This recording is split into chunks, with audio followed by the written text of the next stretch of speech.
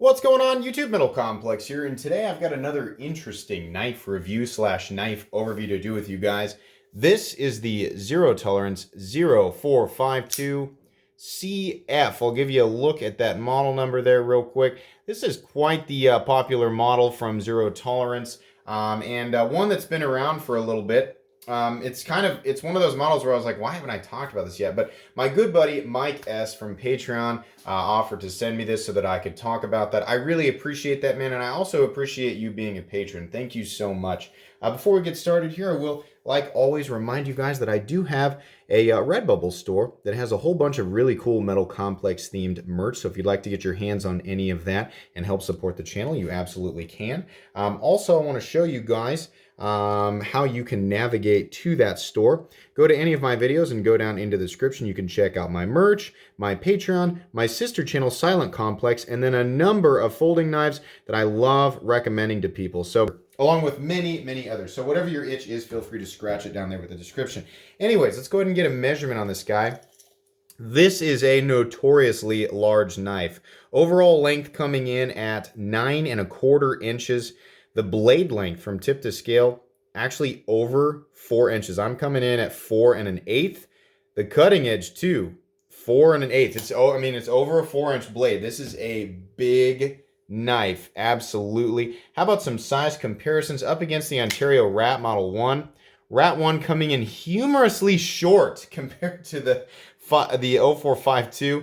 Rat 1 at 8.6 inches overall. How about up against the Spyderco PM2? Spyderco PM2 coming in at 8.3 inches overall. Again, much shorter. How about up against the Benchmade Griptilian, or in this case, the Ritter Hogue? Ritter Hogue coming in at 8 inches overall. And last but not least, the Spyderco Para 3. Spyderco Para 3 is coming in at 7¼ inches overall. How's the action on this guy? Well, this is a newer variant. I don't know if there's difference between this. So I owned this knife at one point. Give you guys an example there while I'm talking. It is completely false shut. I have experienced false shut ZTs before, but they're fairly rare. This model has a long blade. It's fairly thick, so there's some mass helping it out, but it does feel exceptionally smooth. I owned this knife when they did the sprint run in all titanium and S35VN because I was like, ooh, all tie. And mine was not this smooth, but that was a while ago. So perhaps you can see here on this one, the serial number is 11,095, which I think has to do with the number of them out there. This one seems to be very, very polished. Incredibly smooth action. On top of that, you have a flipper tab that is absolutely designed with perfect leverage for deploying that blade. The detent is a nice, strong, I would say it's between medium strong and strong. Feels really, really good. It's very easy to deploy the knife. This knife does not have a double clutch, but it is bordering right there, so you still have to be cognizant. You can see how close it's passing over the detent ball there with just a little bit to go towards my fingernail, so you got to be careful about where that is. But for the most part, I'd say it's very friendly. And fidget factor is absolutely there because we don't have a rough landing zone, so that's pretty cool. Let's go ahead and weigh it.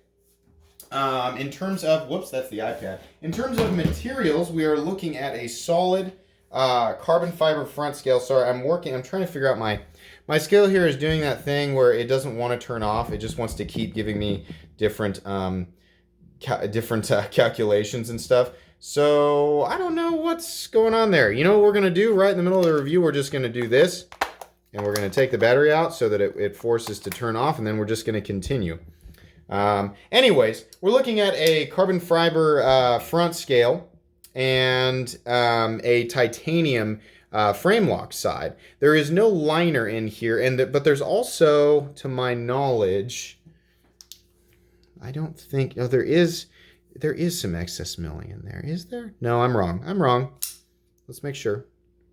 Yeah, no, titanium on one side, carbon fiber on the other. 9½ inches overall. All that considered, we're coming in at an extremely impressive 4.27 ounces, which is almost exactly, minus 1/8 of an inch, we're almost exactly 1 ounce an inch on a 9¼ inch knife. That's insane. I'm not the first person to point this out by a long shot. But the ratios in this guy are amazing. Not to mention, we're almost exactly 1-to-1 in terms of blade and handle.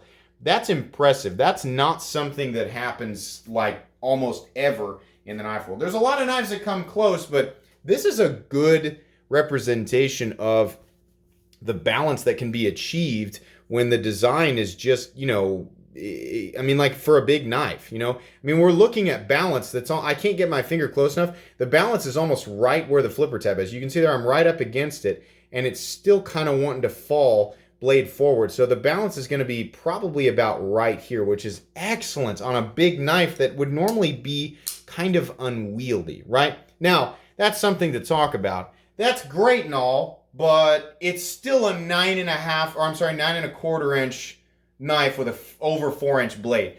There's a lot of places where this is going to be completely beyond legal, and in some situations, I mean, clearly, listen, I'm all for carrying big knives, but this is kind of an insane knife, in some situations to deploy, right? If you're at church and the receptionist is like, oh gosh, I need to get these napkins open, because we got cookies laid out for everybody. It's insane to be like, hey, here, Gertrude, I got you, and whip this out. That's insane. I know there's some lone wolves out there who are like, I carry whatever I want. I don't care what society thinks of me. Great, it's still terrifying. So that's something to consider, absolutely. How's carry profile on this guy? Okay, it does have a flipper tab, right? But even considering the flipper tab, we are looking at a long, slender object that's not super thick. So up against like the Para 3, it's a little bit thicker, but not insane. You can see there just a little bit. In terms of the pocket clip included, we're looking at, honestly, there's more width or more thickness with the Para 3 and pocket clip included.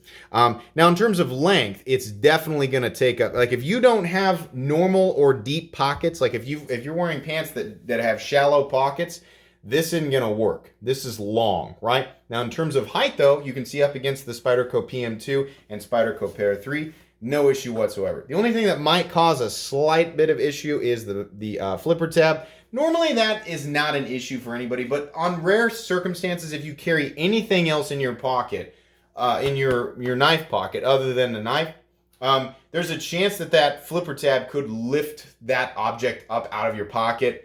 It's pretty unlikely, but it can happen, and it can also kind of mess around with whatever's in your pocket. I don't carry anything else in my pocket, in my knife pocket, other than my knife. So I really don't care about that. And I know a lot of you are like me, but some aren't, and that's fine. So anyways, like I said, materials include, just getting my fingerprints off the blade, materials include beautiful carbon fiber. ZT has never had an issue with their carbon fiber. It always looks good. It always looks consistent. And I'm always happy with it. The blade is a satin finished S35 VN blade. I have no issue with S35 VN. It's very, very nice. You can see here on this very small flat, it is actually tumbled. So there's some a little bit of two-tone going on with the blade. Other than that, we have those nice sort of, it creates that rainbow hue. The machining lines, actually, depending on where you're turning it in the light. Sorry, I'm washing everything out by having it reflect. But yeah, you guys know who own a satin finish ZT, that sort of prismatic effect that the lines can have. And that's the same on a lot of knives, but ZT was the first knife, or the first brand that I noticed that had that effect, and it's always pleasing. I believe that this is at least a light user, or it's very new, and Mike has started using it, so there's a couple little marks on there, and I'm of course having trouble keeping my fingerprints off of it, so sorry about that. Right here, it's nicely knocked down. Out here, it's a little teeny tiny bit sharp, but honestly, to the touch, it's really not bad. You can see there, it's catching my fingernails a little bit. Sorry, that's kind of gross, but not that bad at all. I mean, not nearly as sharp as some other knives that have that issue. If you're somebody who's going to put your finger down on the blade like this, it might bug you a little bit, catch a little bit of dead skin, no big deal. If you're cutting into abrasive material, that material might catch on it. And if you're really sensitive to your cuts and you can feel every last little thing that's slowing the blade down a little bit, and you're somebody who's bothered by that, you might be a little bit bothered by it, but to me, it's trivial. You can see here blade thickness. Let's go ahead and measure that because I didn't do that. We'll zero it out. I'm going to guess it's the ZT standard of 150 to 155 thousandths. This thing has been off here lately, and I keep saying, I'm like, I should replace that because it seems like it's off, and it's also clunky and awkward and obviously not put together well. Yeah, there we go. It's coming in, well, I missed it there, but it looked like it was coming in more like 155 thousandths, which I know to be a standard, yeah, close to 157. So pretty decent thickness. Of course, there's an optical illusion going on because of how long the blade is, but you can see there it's carrying some reasonable thickness down to the tip. This is a very pokey, very puncture-oriented blade, but it still has some good thickness out there, which is nice in terms of durability.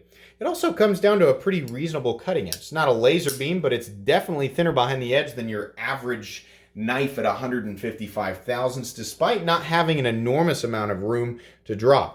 This is not going to be something that you can perform microsurgery with, but will it perform your everyday cutting tasks and any tasks that might require you to puncture deep into an object and then cut? Yeah, absolutely. There are definitely materials, like I always think about cutting insulation. Anybody who's had to do that or cut into a roll of insulation, having to make custom cuts. A knife like this, well, you know, there probably are better tools out there for that. If you didn't have anything else, this is a good idea. Or if for whatever reason you had to chop a pineapple in half at a picnic, right? And it's weird to have a machete, it's a little less weird to have a ZT-0452 CF. Obviously, I'm kind of joking here, but there are definitely tasks that we come across that could make use of a long blade that also is very sharp. So in some situations, I absolutely can see that. You can see there that there is some nice shouldering wrapping around that stop pin there. So that's nice. That helps with longevity of the lock bar and durability over time. The pivot, I've never enjoyed the pivots on these knives. It looks like an aftermarket rim for like a car that I might have seen in one of the earlier Fast and Furious movies. You know what I mean? That's what it looks like to me. It looks like a car rim, and but that's fine. It functions, and I believe it is T8. We'll go ahead and get out my handy dandy Weeha bit selector and Weeha magnetic driver. Two items that are insanely inexpensive and that I can recommend to everybody because they are precision made. The fitment's exactly right, and you can find them down in my description along with a lot of those other items that I was talking about at the beginning of the review. Like I said, I'm guessing it's going to be T8. I know Shaker's like, label those so you know. T8, let's try that. We'll go ahead and give that a shot here. Yeah, T8 on the pivot, and I'm hoping and guessing. Oh no, this is going to be one of those ZTs that's got T6. I never do this while I'm sort of experiencing the knife and gathering my thoughts because I don't want to be biased against it. I always say that in reviews, but yeah, it looks like these. This is going to be one of the weird ZTs that actually has T6 body screws.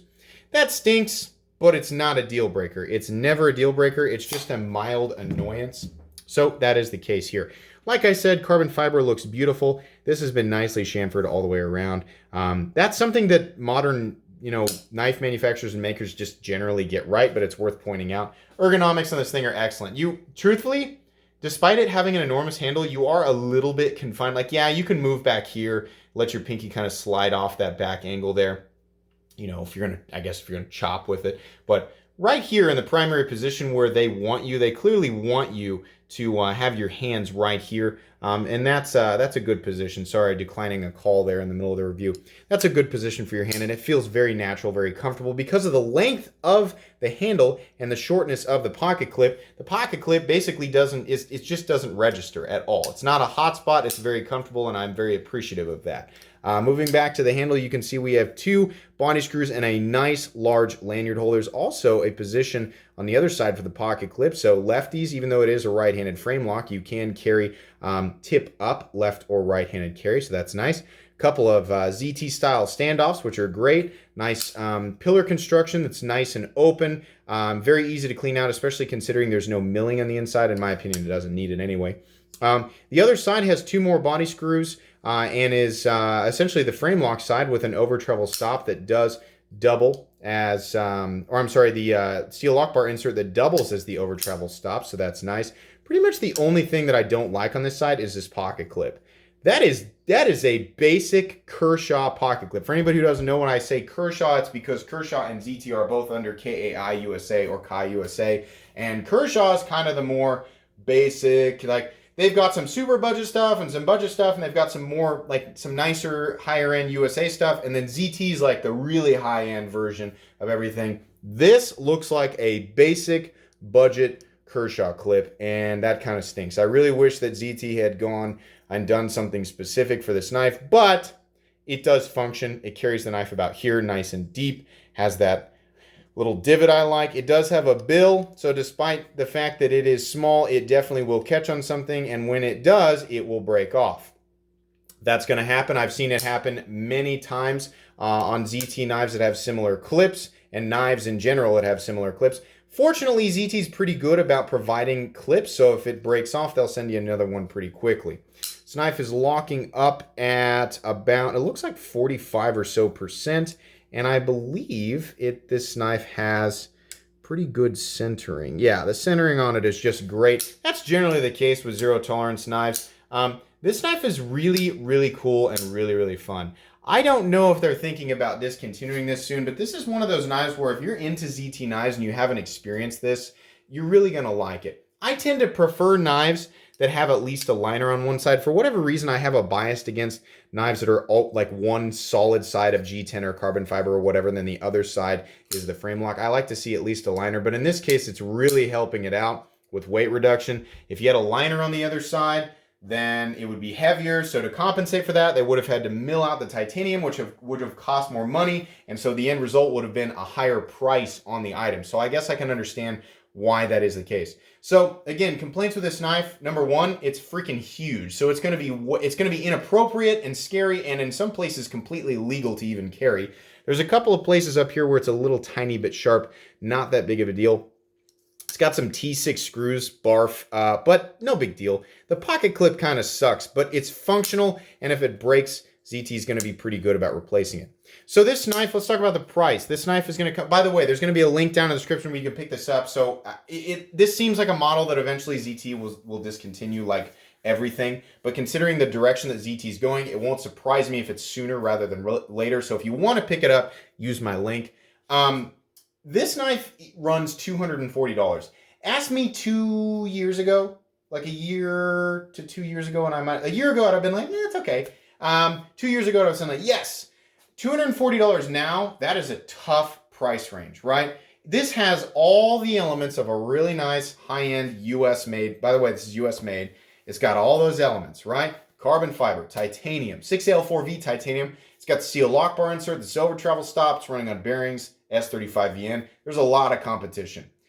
I think it's an okay price. I don't think it's blowing me away. I was honestly kind of surprised to see it at that price. I was thinking like, this is going to be like $200 to $225. If this knife was $200, I'd be like, heck yeah. At $225, I'd be like, that's pretty good. At $240, I'm like, well, you're kind of teetering on, it's really difficult because $240 buys you a lot in today's knife world. You're still going to get a lot of knife. If you're looking specifically for a big, long knife that has that nice, crispy action, the perfectly tuned detent and fall shut action, this is your guy. By the way, this is a Sinkovich design, which I think is pretty indicative there by the overall shape. But yeah, if you're looking for that, this is the best of that that's out there. And I know there are a lot of people who like this style of knife, right? Absolutely. But if you're not necessarily looking for like length and you're just looking for like a really, really well-made EDC knife and you put more value into the materials that you're getting for the money, this is good, but it's not as good as the other stuff that's out there. And oftentimes a lot of that stuff is actually offered by Zero Tolerance. Case in point, the ZT0562CF is $260, right? And it's carbon fiber with a liner underneath, and it's on bearings and blah, blah, blah, blah, blah, but it's got M390. So you're paying $20 more for, in my opinion, a little bit more of a rigid construction. That's debatable, but a much better steel. And then at $280, you're looking at full titanium and 20 CV. You want to go with some of the Chinese non-American brands, you're going to pay substantially less for full titanium, if you want to compare it with We. Now, understand that it's not because We is a charitable company and they're just out of the kindness of their hearts making their knives cost less money. No, it costs more money to manufacture a knife in the United States. Labor costs are higher, which is why oftentimes you find that U.S. production knives are just higher in general than Chinese production knives. That is the case, right? This is still a very tough price range, even for US production knives. So it's good, it's not the best. Can I recommend it? Yeah, I definitely can still recommend it. This knife is still going to go in my most recommended knives playlist because it's just cool and it's fun and it's well made, it's well designed, good ergonomics. It's got too many pros to outweigh the cons and make it a non-recommendable knife. So most recommended knives playlist is definitely going in there, and it's also going in my ZT knives playlist. If you're a ZT fan, I've got a big playlist of all the ZT knives that have ever come across my table, so check that out. That's going to be pretty much it for today, guys. If you enjoyed this video, please leave a like. If you'd like to check out my other content, I do, of course, have lots of videos of knives that are either expensive or inexpensive that I do or don't like, so check those out. And if you enjoy all my content, go ahead and click on this Metal Complex logo right here and subscribe because there's definitely more coming. Thanks again for watching, everybody, and have a great day.